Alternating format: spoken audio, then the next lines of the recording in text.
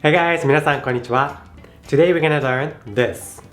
まだまだ This can be translated as not yet or still, depending on the sentence.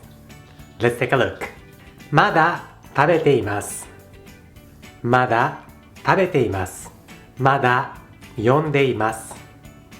まだ読んでいます。まだしていません。まだしていません。まだ見ていません。まだ見ていません。So when まだ is attached to present progressive sentence, that means still.